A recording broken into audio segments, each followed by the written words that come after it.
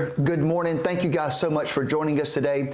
Here on the Revival Center YouTube page, we call this The Influence. My name is Pastor Jason, and I am joined with Pastor Jason. How you doing today? Yep. So thank you guys very much for being here. And behind the camera there on the computer is Aaron Limbaugh, who also serves here at the church. And we would love to connect with you. If you want to get on the chat there and put a little chat in there, he'll respond to you. And again, just to want to connect and say thank you so much for joining us today. We use this avenue of social media to try to influence our culture.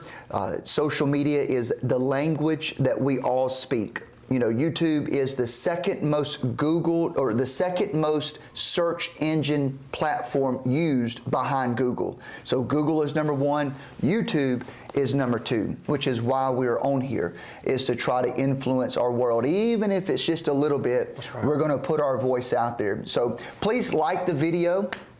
Please subscribe to our channel. Those are the ways that you can boost this channel and get our voice out there even more. It's free, it's easy, and we are very appreciative of everyone who has already done so. So with that being said, we're picking up on this very hard subject about school shootings and the church's response to it. Now, we're right in the middle of it right now, so we're kind of in the weeds of it, and today we're going to get even more into the weeds. So go back and watch the other episodes, please, so that you can kind of follow the thought pattern here.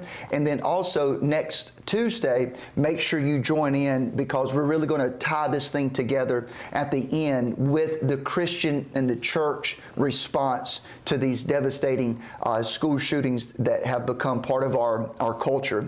So where we ended off last time and where we're picking up this time is we're looking at the different similarities of all of these school shooters. You got the personality of the student, you have the family dynamic, you have the school dynamic and the student's role in those dynamics, and you have social dynamics. And so as the FBI and other psychologists begin to try to understand the psyche behind these school shooters, there are some similarities that do arise. Now, as already noted, we believe that ultimately it's the depravity of the human heart. It is sin that causes this from a spiritual standpoint. But I do think we would be wise to see what the devil uses to trigger this reaction from these teenagers to walk into their school and shoot innocent people. The devil plays like a puppet master, and there are similarities. And so again, this is by review from last time. One was demonstrating or failing to demonstrate resiliency after a setback, a failure, real or perceived criticism, disappointment, or other negative experiences. Almost across the board, every school shooter experienced difficulty in their life, some level of trauma, and they didn't have the ability to bounce back. Yeah. And so they resorted to finding value in committing this tragedy. We talked about the low tolerance for frustration. Most of these students are easily bruised, easily insulted, easily angered, and hurt by real or perceived injustice done to him by others, and has great difficulty tolerating frustration. So if you want to pick it up right there, Pastor Jason, and kind of talk through some of these easily offended and easily angered students that can't bounce back. Yeah, so here's some other traits that the FBI mentions and kind of gives in their analysis. Another thing that they recognize in a lot of these school shooters, and not only teenagers, some of these were grown men, right, older men, but they had poor coping skills. The student or the individual consistently shows little, if any, ability to deal with frustration, criticism, disappointment, failure, rejection, or humiliation. His or her response was typically inappropriate, exaggerated, immature, or disproportionate, and that kind of goes off what we were talking about a second ago, the bounce back. Mm-hmm. You know, you're just not able to cope with the curveballs that life throws at you. Once again, lack of resiliency. The student or the individual lacks resiliency and is unable to bounce back. Even after time has elapsed, so a lot of times I've always heard the saying, time heals all wounds. With these individuals, sometimes that's still not there. You have failed love relationships. The individual, they may feel rejected or humiliated through some type of relationship, and they cannot accept or come to terms with that rejection. So once again, they don't handle rejection well. And I'm not a psychologist, okay? No, well, yeah, neither of us. So what I'm about to say, take it with a grain of salt. Okay, it's just an observation from this study, society at large. But we've heard people say that a lot of our generation over the last 20 years, 30 years has become softer. Soft, yeah. You've heard that terminology. I'm sure everybody has it. Yeah. And back when I was growing up, the way it manifested itself was everybody got a participation trophy. That's right. Whether you won the game or you lost the game, everybody got a trophy. Everybody got a trophy, yeah, because you didn't want anybody's feelings just to get hurt. And so it's almost like we tried to create a utopia of a society or a culture where nobody's feelings get hurt. That's right. But obviously that's not life. Life is going to hurt your feelings. And there's going to be moments of rejection, moments of disappointment. Yep. And that's going to happen. No matter what you try to build into someone's life, it's still going to happen. And so the fact that the individuals have never don't know how to bounce back because there's a coddling in our culture at large, and then you put that with some of these young guys who've been through some trauma in their life. The devil uses that to steer them in a very negative situation. Yeah. So listen, I don't know if you've ever heard this term, but it's injustice collector. Have you ever heard that before this? I've heard I understand the definition. Yeah. I never put a name term to it. Yeah. So this is injustice collector. I had never heard this until this, but I get what it means. Listen to this. It's the individual nurses resentment over real or perceived injustices. No matter how much time has passed, what the injustice collector is that individual will not forget or forgive those that have wronged the individual or the people he or she believes are responsible. So that individual may keep a hit list with the names of people that he or she feels have wronged him. So that's the injustice collector, kind of a get back. Yeah, that's the reason forgiveness is so powerful. It's the reason Jesus taught that. And I've heard people push back on the forgiveness teaching. Certain atheists and people like that says, you shouldn't forgive. That's a fairy tale. You should never. But if you don't have the ability to forgive and move past the hurts and the traumas, then this is what it will produce. Yeah, but you're going to be bitter. Yep. There's going to be all kinds of negative responses because you can't forgive. Yeah. So, and then the last little thing here is signs of depression. The individual, the student, the person responsible, they show signs of depression such as lethargic, physical fatigue, a dark outlook on life, a sense of malice, and loss of interest in activities that he or she once enjoyed. Yep. And then the second prong that they focused on was the family dynamic, and most had a traumatic childhood raising. A lot of them had something happen that was somewhat that produced big trauma. Moment. Yep. So a student's relationships with parents is particularly difficult or turbulent.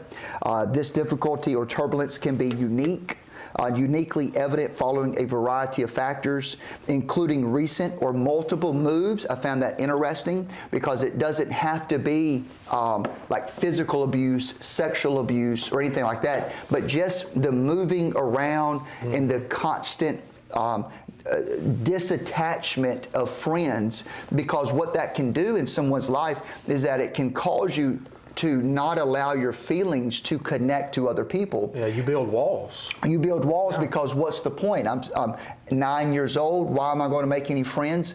Because we're going to move in 6 months and I'm going to be sad again. And I don't like being sad. And so the only way that I know how not to be sad is don't build any friendships That's with right. my classroom right here, because none of these people mean nothing to me, because we're about to move anyways. Yeah. And that's how that can trigger that. I think of military families a little bit on Yeah, that, because they yeah. move around a lot, you know, and so Yeah. it can be a negative factor as well. It can. Obviously, a loss of a parent speaks for itself. The addition of a step parent, again, that speaks for itself. That's self-explanatory.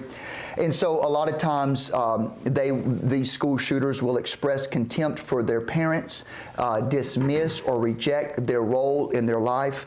There is evidence of violence occurring within the student's home as well. So yes, physical abuse is a part of this as well. Acceptance of pathological behavior. What does that mean? What they found out is the parents who were in the home would overlook this negative behavior of their child. Parents do not react to behavior that most parents would find very disturbing or abnormal. They appear unable to recognize or even acknowledge problems in their children and respond quite defensively to any real or perceived criticism of their child. Again, going back to this culture that we've created where, you know, you can't tell me the truth or I'm going to be offended by it. And how dare you talk about my baby like that mindset. If contacted by school officials or staff about the child's troubling behavior, the parents appear unconcerned, minimize the problem, or reject the reports altogether, even if the child's misconduct is obvious and significant. And I think that's a very critical aspect, that we need parents to be parents. That's right. Not friends. Not friends, yeah. We can be friends later in life when you're adults. Adults, that's right. You know, right now we need parents. That's right. And I remember, and I know me and you grew up in the same time frame, hey, if my mom got called to school, or dad, don't call dad, number one, but if mom got called to school, she wasn't coming in saying my baby didn't do anything wrong, not Jason. No, she was ready to take me outside at that moment with the belt. That's right. And handle, because she knew what kind of joker I could be at times. Yeah. And so now, like Pastor Jason said, that has flipped. Parents now feel like, oh, not my little Johnny. My little Johnny's perfect. Yeah. That leads and feeds into this. That's right, it does. We have to take this stuff serious. Obviously, they have access to weapons. Again, that goes without saying. Most of the weapons that were used in these school shootings, when you go and look at it, were obtained legally. Most of them were, so they just have access to the weapons. And then lack of intimacy. So the family appears to lack intimacy and closeness. The family has moved frequently. Therefore, there's just not a lot of deep relational connections in these people's lives. Here's a couple other research data points. Brother Jason, if you want to hit these are 4 things in common that was found by some other psychologists outside of the FBI report. Yeah, so a lot of these had early childhood trauma and exposure to violence. In their research, Peterson and Densley found that most of the school shooters they studied experienced childhood trauma and exposure to violence, included anything and everything from parental suicide to physical or sexual abuse, neglect, domestic violence, and or severe bullying. You've got one of the aims of the research was to help to determine the common characteristics. Here's another thing: 98% of the mass shooters were men or are men. They had anger over a recent event resulting in feelings of suicidality, I believe is how you say that. So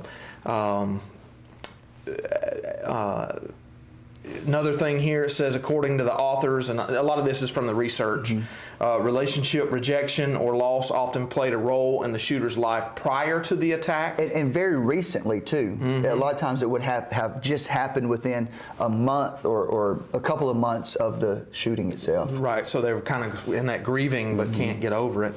They found that in 80% of the cases, school shooters communicated to other people that they were in a crisis, whether it was in the form of a significant change in behavior, expressing suicidal thoughts or plans, or discussing specific threats of violence.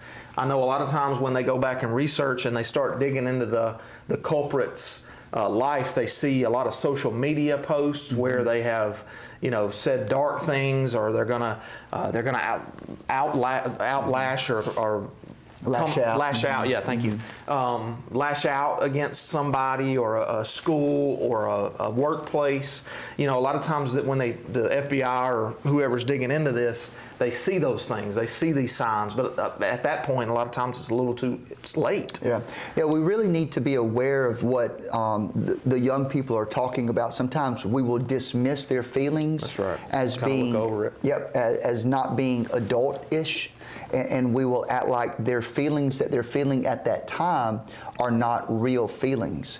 But what we have to remember is that the 15-year-old, the 16-year-old's feelings, whatever they are and whatever it's about, to them, it's the entire world. It's everything. It's everything at that moment. Mm-hmm. And so we don't need to dismiss what they're saying because they're totally upset by the rejection of a boyfriend or a girlfriend or something that happened on social media, and we say, "Oh, that's not that big of a deal. Wait till you grow up," and and we just dismiss the feeling.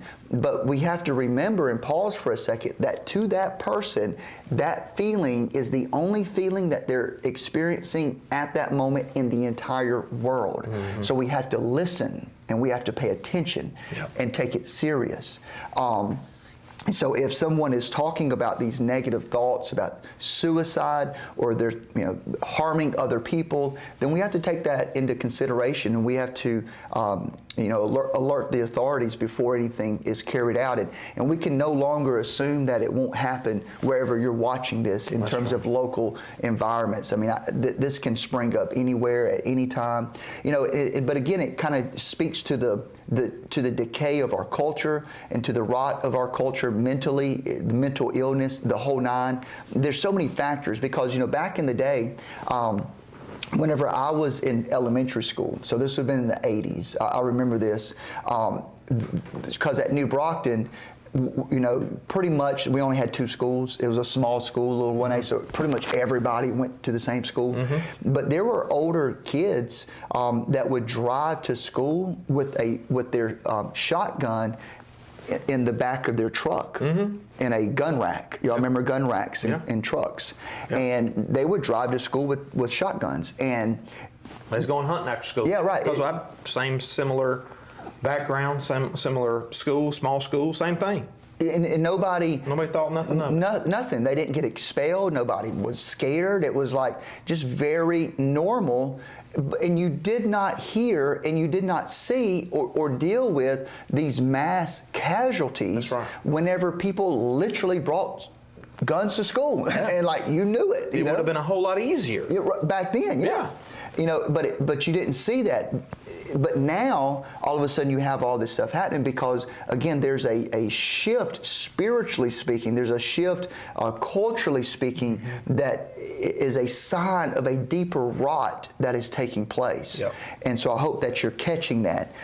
Let's keep going. A lot of these guys, almost all of them, after the Columbine shooting, have been inspired by other school shooters. Almost every one of them spoke highly of the Columbine school shooters. They have almost become like the Mount Rushmore of school shooters, and they all point to them as martyrs, so to speak. And we'll get into that in a second.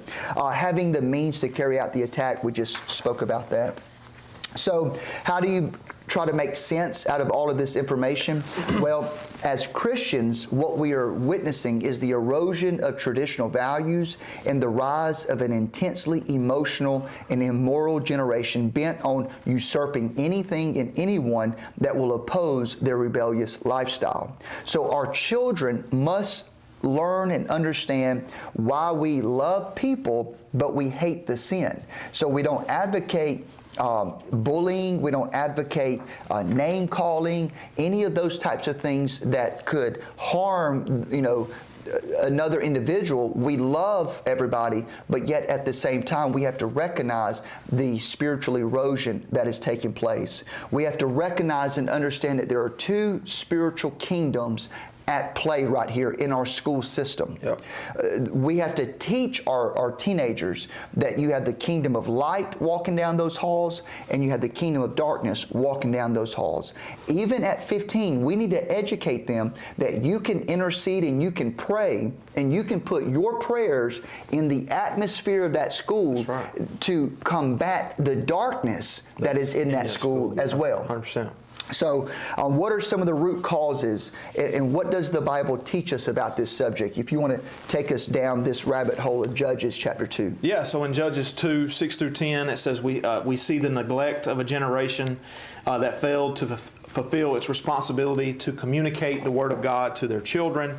That brought spiritual, moral, and social decline, all of it. So today, we live such a curse where the church has failed to teach its children the dangers about darkness and how it has bombarded all homes through platforms such as Netflix and other programs that place an altar of admiration to promiscuity and suicide as a way out of the problems without consequences. There's all kind of shows that kind of give that as an out, and it's not an out. Like, that's the furthest thing from the out that needs to be the out. Yeah, you know, and hearing you say that, and kind of myself, you know, I remember why I was called to be a youth pastor now.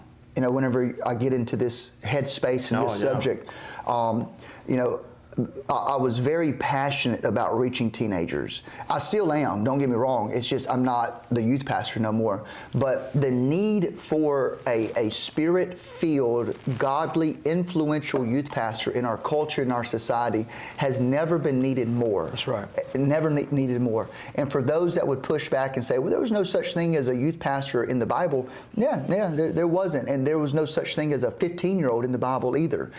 They were already married and out of your house by 15. So you have to adapt and serve the culture that you're dealing with. But to go and attack this darkness with no fear is what we need in our churches right now. Yeah.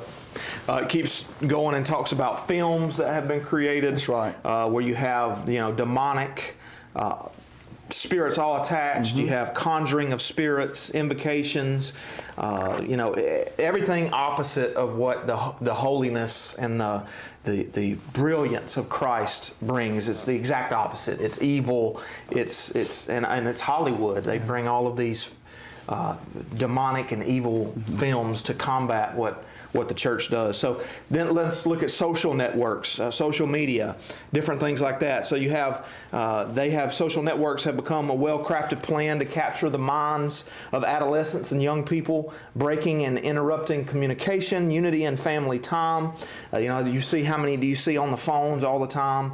And becoming the biggest, and not just teenagers, but everybody on phones. But anyway, that's another conversation. That's right.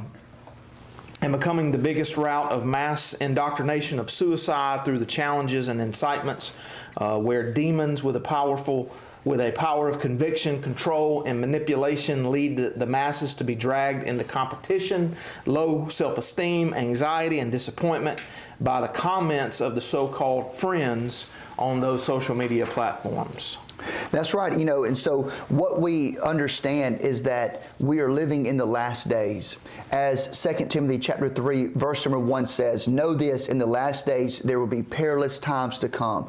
Ladies and gentlemen, we're living in perilous times. Whenever you can't even send your child to school without the thought of something like this happening, is perilous times by the very definition of perilous times. So we are people of faith, but we must also be people who love and have compassion for others who are lost in this kingdom of darkness, and we need to do everything we can to pull them out of darkness and into God's marvelous light. We must hate the sin, not the person, and pray earnestly that God will rescue this lost generation from the grips of the enemy.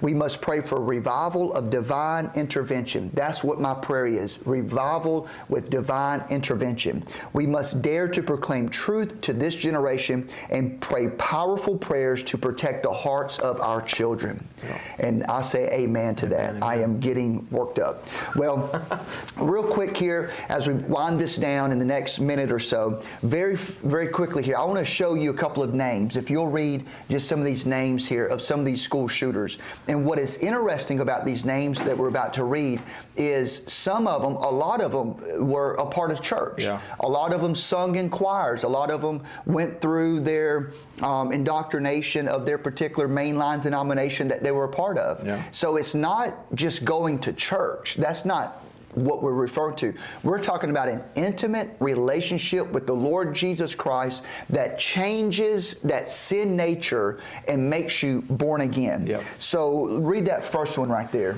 Yeah, he's, like you mentioned it earlier, Yep. This is the Columbine. I think it's Dylan Klebold, I believe is how that was pronounced then. It was Columbine. He attended confirmation classes in accordance with Lutheran tradition.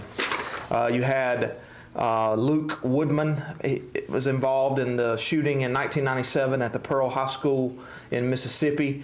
He writes about his hatred for the Christian God, for creating humanity.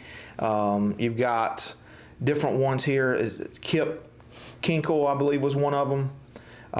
He was in Oregon in 1998. He wrote that anyone believes in God, so he was talking from an atheist standpoint. So you see a lot of It's religious, light and darkness. That's right. Yeah. That's right. Mm-hmm. Let's see. Is there any more here? Yeah, I think that's about it on those few there. So it was the frequency with death that is found in all these documents, and it's always a top frequency, whether it's suicide Yep. or it's usually a suicide murder. So they kill people and then they kill themselves. Yeah. Again, why? Because it is a spiritual dynamic of light and darkness that is taking place. In most cases, the shooters feel superior and are frustrated that no one else seems to acknowledge their superiority. So even though they're isolated, they don't feel isolated necessarily because they're living in their fantasy world and conjuring up all of these ideas. So the school shootings are often seen as right and wrong, and they justify their actions. In some cases, the shooters present themselves as martyrs even.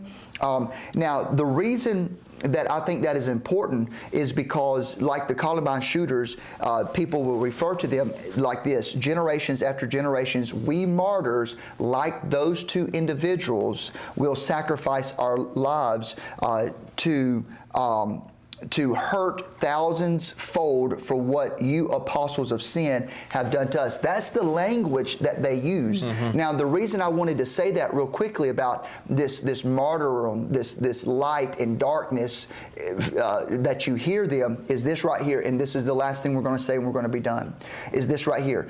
The shootings seem to give meaning to their lives. So vitally important that you catch this point right here. Yeah. Though their feelings of absolute superiority, they isolate themselves, but they seem not to be bothered by this or even aware of it. The school shooters in all of these studies are disappointed with the reality of life. Disappointed with the reality of life, and so they find meaning and purpose in carrying out this awful event. Yeah. That's where the church comes in. That's where Jesus comes in the gospel to give meaning to their lives. Because the concept of no absolute wrongs or right, that concept that there's no right or wrong, which is a worldview, the reason that is so dangerous is because when you play that out to the logical end of that worldview, it brings you to this right here, no meaning. There's no meaning. But we are created to have meaning. That's right. So if we are programmed to see the world as no wrongs and no rights, and I can make it up as I see fit, and therefore I can't find meaning in life because there's no right and wrong, then I'm going to begin to attach meaning to some very bad things because I got to find fulfillment in some way. That's right. So, listen, I know that's deep right there, guys, and this was a little bit wordy. as we got into the meat of it, but I think it's important for us to recognize what we're up against. And really, this is the vision, man, for the church. It fires me up to get out there and get to work. So with all that being said, make sure you come back next Tuesday. We're going to finish this thing up and give the Christian response to all of this. So thank you so much for watching. Make sure you like it. Make sure you subscribe. And we'll see you next Tuesday right here at 8:30. God bless.